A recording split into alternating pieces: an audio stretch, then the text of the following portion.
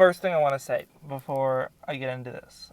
I have seen The Shining, and my thoughts about The Shining is that it's a slow ass burn that's not scary, that is acted incredibly well, but the actors were treated terribly, so I don't embrace the movie. I'm not a big Shining fan. It took me forever to actually watch it. And when I did, it was meh. It was fine. I liked Jack Nicholson in it, and that was pretty much it. Nevertheless, going in to see Doctor Sleep, I liked it. It was good. Firstly, mostly because there was an actual plot. There was a beginning to an end. We have a very clear, concise thing as what is going to happen, and it was enjoyable to see that go through. The directing, writing, editing was all done by Mike Flanagan, who did a fantastic job in not only making this a sequel on its own, but a sequel that still got Kubrick's vision for what he wanted The Shining to be. And that was very enjoyable. I really liked that.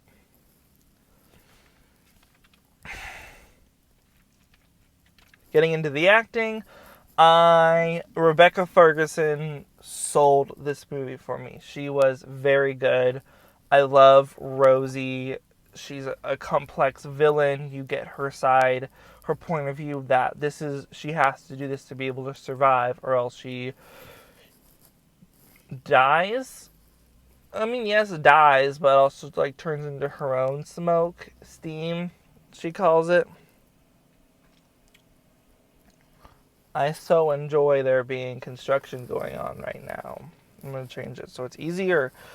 To get into what I mean by the Kubrickisms, when we get to the Overlook Hotel, there are cross dissolves, which Kubrick loved to do. We got another aerial shot of above the maze, which is my favorite thing in the first Shining. Which, if you don't know, that was they shot from a rooftop of Danny and Shelley Duvall walking through a very small portion of the maze, like the very center, and then they added that into just a blank shot of everything else to where it worked, and it was really cool. I don't think they did that this time. I think it was just full CG. I just got really stuffed up. I don't know if it's because of the cold. Okay, let me go through my notes. We got a recast for everyone. That was important from the first movie. We have a new Danny, we have a new Wendy, and we have a new Jack. I did like the recasting, and they cast it very good.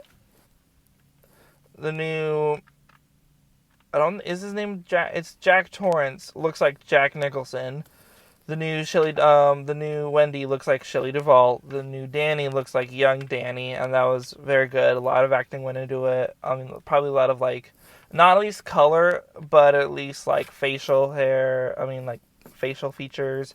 I mean, had to get the right body, at least for Wendy, because of how skinny and frail she was. I don't know if the one guy from the one person we see die with the axe, that dude, I don't know if he was the same actor in this or it was just another recast.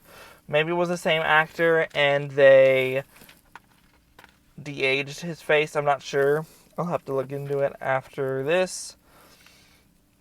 I really enjoyed the parts where we saw Rosie's side of it all. We get this movie theater scene with the 15-year-old girl using her shining power to tell people what to do, and she basically makes this dude fall asleep, takes his wallet, and then uses a knife and stabs what could be snake bites or whatever on that, and I really enjoyed that. It was really inventive. of a way to, like, make this dude have to live the fact that he's into small child little girls every single day. It was effective. Young Abra makes, after the magic act, she has, like, spoons hanging on the ceiling, and when they fall, it reminded me of Paranormal Activity, either 2 or 3. It might happen in both. Or, like, you know, like the knife in 4? I think it's 4. Stephen King likes to put his movies in New England. I don't know why, but he likes to put his, like, stuff in New England and it takes place. Although The Shining was in Colorado, so I guess that's not true. I don't know. There's just a lot of New England stuff. It takes place in New England. Derry, Maine. This was mostly New Hampshire. I loved in the town when our, like, older Danny, and we see, like, the mini buildings. That was really cool. The chalkboard paint wall was really cool, and then that was an effective use for Abra and Danny to talk to each other before, like, using, like, their shining, well, more so their shining abilities to, like, actually, like, verbally talk to one another, at least through their heads. We didn't see any of Tony this movie. I don't know why. Maybe it's because that Danny has been suppressing it so much, the little guy in his stomach, and we never got a reason for, like, where Tony went, or I guess he said that Tony was, like, what he called his shine, but he never did, like, the finger thing and, like, the really weird talking.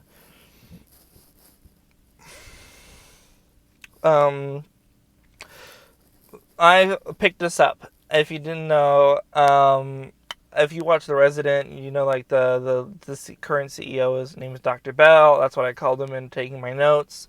And when he and Danny are talking in his office, it's shot, the set, it's very reminiscent of the opening scene where Jack Nicholson is talking, like, his interview. Very much like that. You have the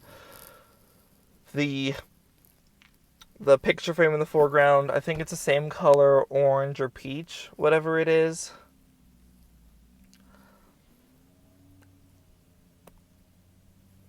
Danny is called Dr. Sleep. Like, his mom called him Doc, the old man, when he gets a job at, like, the old person home, or hospice.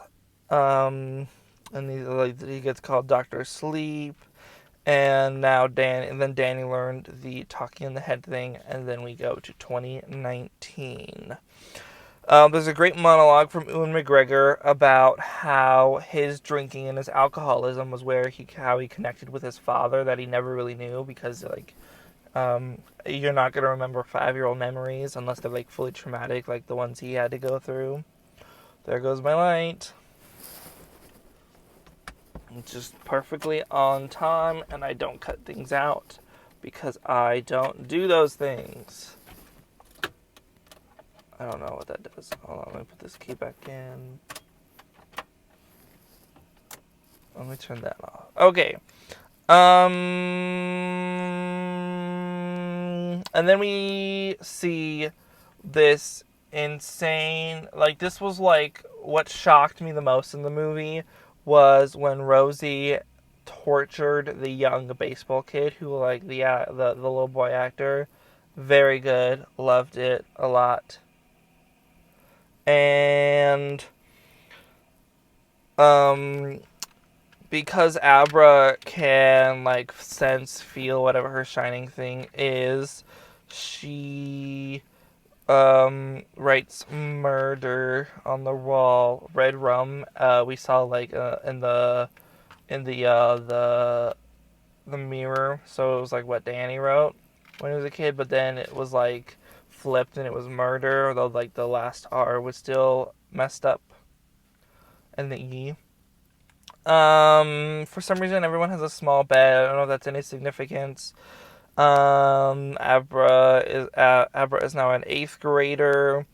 Then we have the most incredible scene in the movie, in my opinion, was in the supermarket, and I just loved it. I mean, you see it in the trailer, but you like don't see like the ferocity of which Abra sends her back and how far and like what it does to like the supermarket inside. That was a really cool scene.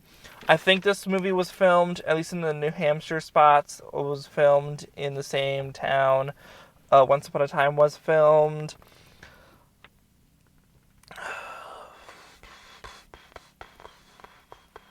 Yeah, I talked about the plot stuff.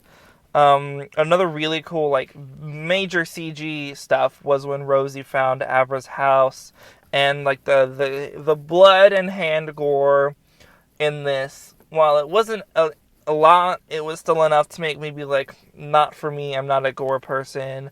The huge shootout scene was really good, and then the sad death of Billy, because the teen told him to kill himself, and then it was just sudden. It wasn't like it was building up. He was trying. Danny didn't get to like try and talk him out of it. A really good like character switch was Abra's father, but the fact that he didn't like really get a big stuff, I was like, he might die, which he did.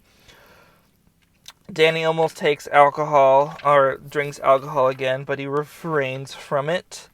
And then he really gets into it. The actress for Abra does a really good job this movie. She has to act as Danny in her body, so it's a very tonal shift. The way she speaks is a little different. She has to like speak like a full adult. And then Crow's death was really cool. Like, he doesn't wear a seatbelt. There's a couple, like, I had a couple jokes. This is the dangers of vaping. And this is why we wear seatbelts. Those were 2 jokes I wrote. When we arrived to the Overlook Hotel, the score was just fantastic. This is where we get like the really big shining stuff. The heartbeat stuff during the movie was a little bit too much for me. I didn't really enjoy that. The one jump scare that got me was the lights coming back on. I hated that jump scare. It really pissed me off, and I did not like it. We go to the Torrance residence, and we see the bathroom stuff, and then we see a brief shot of they redid the bathroom stuff with the new actors for the new Shelley Duvall and the axe coming through. And then Jack Torrance is now the bartender, and that was a really, really good scene. I really enjoyed that. It was so good. Basically, both of them talking about like what alcohol does to you. It's a suppressant. Jack says it's a medicine. Typewriter, like, did they not like actually tear the building down? Why is the typewriter still there? Why is stuff still there inside the thing? Why does the power still work? A lot of questions I have. Furthermore, Rebecca Ferguson just fully killed it. We get her full motivation, full evil sense. Like, she has like nothing left to lose. All of her followers and like friends and family or whatever are gone. And Danny releases his like monsters that were hidden in the thing, and they kill her. Then they take over his body, and then he's walking around with an axe, and because she like hit his leg with his femoral artery, he's like walking how Jack Torrance did. And then the most poetic thing in the movie was Danny dies kneeling in fire, while his father died kneeling and got frozen. That was a very good writing of a death. I really enjoyed that. And those are really my big thoughts. I think this was an okay movie. Maybe not my favorite horror movie of the year, but like, it was effective. It got me scared. I was stressed. I was tense. It was very thrilling. It was very thrilling. And I can just give this movie more and more props. I liked it in the end, you know? So thank you for watching this review of Doctor Sleep. If you liked it, give it a like. If you want to see more, hit that subscribe button, and I'll see y'all in the next video.